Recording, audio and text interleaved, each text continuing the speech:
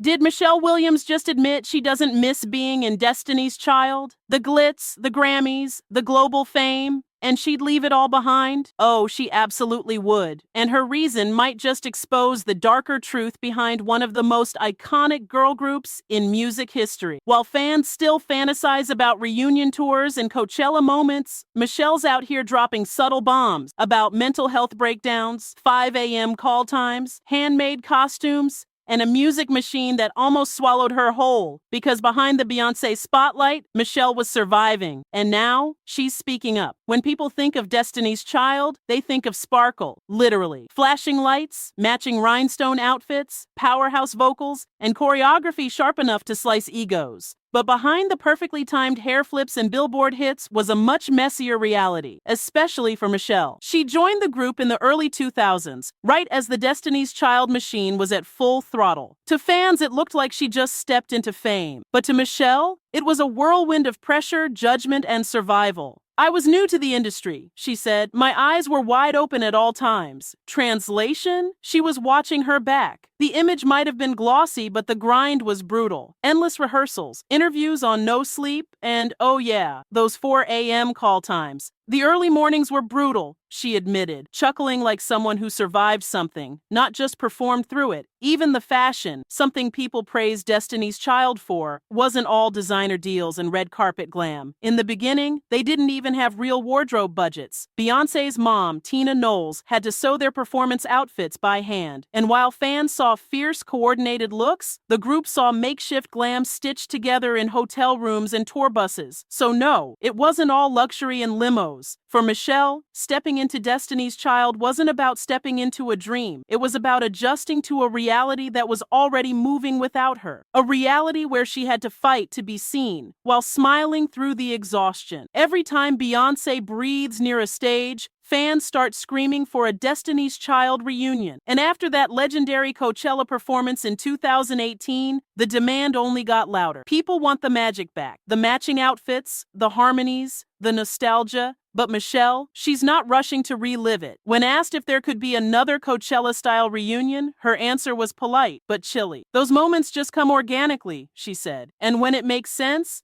it makes sense to do. Translation, don't hold your breath. What fans forget is that these reunions aren't just fun throwbacks. They're pressure cookers. The expectations, the media scrutiny, the old dynamics that never really left. And Michelle has made it clear. She values her personal relationship with Beyoncé and Kelly way more than any performance. Our relationship kind of supersedes the stage, she said. That's not shade. But it's not a green light either. It's almost like she's drawing a boundary without even raising her voice. Destiny's Child was a cultural moment, but Michelle has moved on. She's not clinging to the past. She's protecting her peace. So if you're waiting for another say my name moment with the trio in glittery bodysuits, just know, Michelle's not trying to perform history. She's already survived it. Let's be real. Michelle Williams was always fighting an uphill battle in Destiny's Child. She wasn't part of the original lineup. She didn't grow up in Houston with Beyoncé and Kelly. She didn't have the built-in sisterhood, the legacy, or the spotlight. She was the new girl dropped into a whirlwind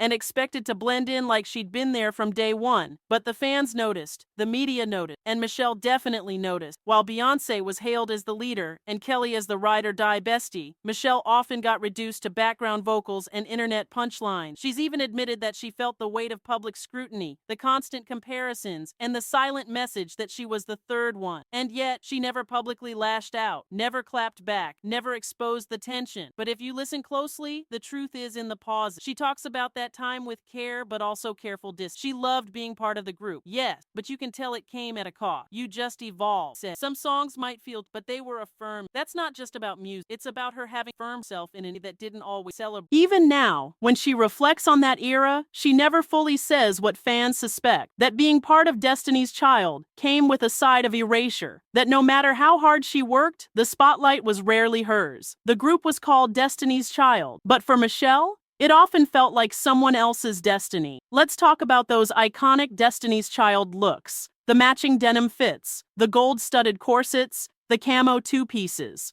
To fans, it was fashion-forward and unforgettable. But behind the scenes, it was budget survival, not luxury. Michelle didn't hold back when she talked about the group's early style game. She revealed that for a long time, Destiny's Child didn't have the backing of big fashion houses or generous wardrobe budgets, that red carpet glam. It was often hand-sewn by Beyoncé's mom, Tina Knowles, in living rooms and hotel suites. Miss Tina had to do what she had to do, Michelle explained. That meant hustling fabric, stitching late into the night, and making magic out of scraps. And it worked. The group always looked sharp, but it was built on grit, not Gucci. Eventually, when the group blew up and the designers came calling, the vibe shifted. Destiny's Child became couture darlings. But by then, Michelle had already paid her dues in custom-made hustle wear. And it wasn't just the clothes. The industry itself didn't roll out the red carpet for her either. She was navigating fame, finding her voice, and trying not to disappear in Beyoncé's shadow, all while being dressed in outfits that sometimes felt like costumes for a play she hadn't rehearsed for. Now, when she looks back at old photos and music videos, you can hear the half laugh in her voice. There's love there, sure, but also a little cringe, because those fierce outfits came from a time when she was still figuring out where she fit in and if she even belonged. The truth is, Michelle rocked every look, but what she wore wasn't nearly as heavy as what she carried. Now here's where Michelle drops the glitter and gets real, because while everyone was busy debating who had the best vocals or who wore what on stage, Michelle was battling something much heavier, her mind. She's been one of the few artists from that era bold enough to talk about her mental health, depression, anxiety, breakdowns. She's owned all of it. No filters, no shame. And in an industry that thrives on silence, that honesty is revolutionary. Michelle points to documentaries like The Me You Can't See with Oprah and Prince Harry as proof that even the biggest stars can suffer. But she doesn't just talk mental health, she lives it. She's personally paid for therapy sessions for fans who slid into her DMs in crisis. No publicity stunt, no fanfare, just quiet compassion. I pay for the counseling directly, she said, explaining how she works with therapists and makes sure the people get real help, not just thoughts and prayers. One of those people lives all the way in the Netherlands. And yes, Michelle still checks in on them. It's not just healing, it's mission work. She knows fame doesn't protect you. In fact, sometimes it breaks you even faster. Some of what happened to you is not your fault, she says, like someone who's had to learn that the hard way. While the world still tries to box her in as the quiet one or the other one from Destiny's Child, Michelle is out here building a legacy of impact, not just influence. Because long after the music fades, what she really wants to be remembered for is helping people stand back up. Michelle didn't storm out of Destiny's Child. There was no dramatic press release, no messy fallout, no shots fired. Instead, she quietly stepped back and stepped into peace. That alone says everything. Unlike some artists who chase every spotlight and squeeze every ounce of nostalgia for a check, Michelle chose a different path. She's not clinging to her girl group past. She's not fighting for credit or screaming for stage time. Why? Because she knows who she is now, and she doesn't need applause to prove it. In fact, she said it best herself. I would miss it if I didn't have a relationship with the ladies. That line is subtle but powerful. She doesn't miss the fame, the frenzy, or the performances. What she values is the real connection, the sisterhood that survived the machine. She's not bitter. She's just done performing for people who didn't see her, done shrinking in the shadows, done playing the game just to keep up with a narrative that never truly fit her. Today, she's focused on healing, advocacy, and helping others do the same. She's moved into gospel, theater, books, and mental health work, none of which require a Billboard hit to matter. So while the world may remember Destiny's Child as a powerhouse trio, Michelle wants to be remembered for something deeper, being whole. And honestly,